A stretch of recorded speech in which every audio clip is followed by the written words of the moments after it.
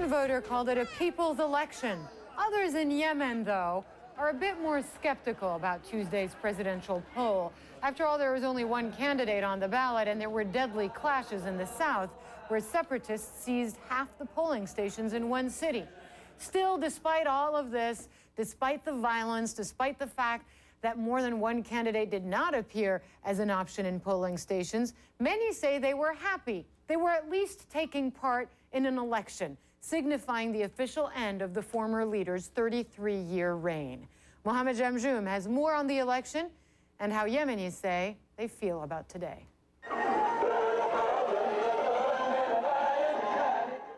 The signs are everywhere, proclaiming the dawn of a new era in Yemen, the election of a new president. The mood is hopeful. But the activists who made Change Square the epicenter of the year-long uprising are not exactly excited.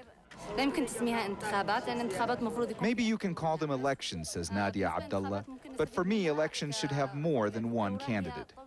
That candidate is Abdurrabbu Mansour Hadi, who became acting president in November as the result of a power transfer deal brokered by the Gulf Cooperation Council.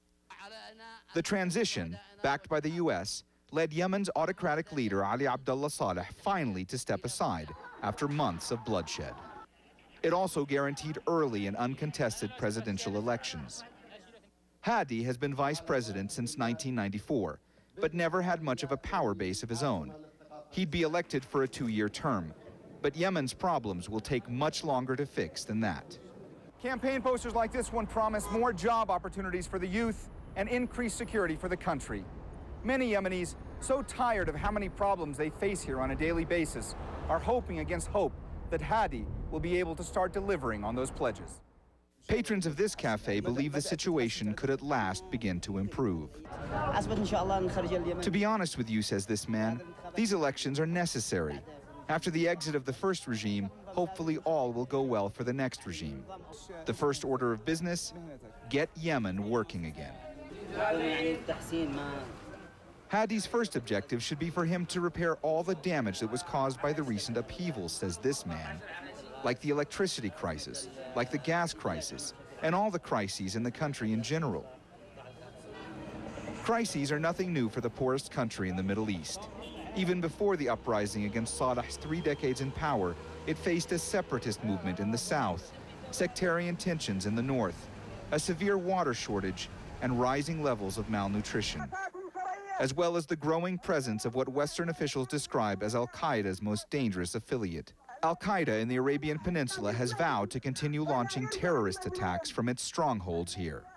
Back in Change Square, the activists believe that only genuine political reform will save Yemen, and they want Hadi to start it.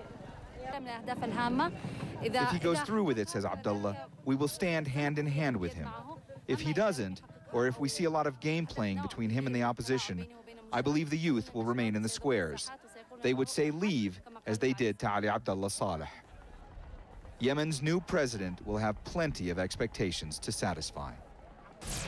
Mohammed Jamjoom joins me live now from the Yemeni capital of Sana'a. You spent the day, Mohammed, at a polling station where you had an opportunity to speak to some of those Yemenis casting votes for the first time. Well, that's right, Hala. We were at a school here in Sana'a that was functioning as a polling station today, and it was fascinating, really amazing to see such optimism being expressed by a population that deals with so much crisis here on a daily basis. Even before the Arab Spring took root here in Yemen, it was a very festive atmosphere at that polling station today, a familial atmosphere, people bringing their kids so that they could share in the experience and show them what they were describing as a historic day. Here's just some of what voters today told us. We ask God that Abdurrabbu Hadi is up to the expectations that the people have for him. They gave him his authority. Our country can be safeguarded, and God will get rid of those who trick us, those who destroyed our country, separated us, broke us, and did what they did. The elections now came for the sake of saving Yemen.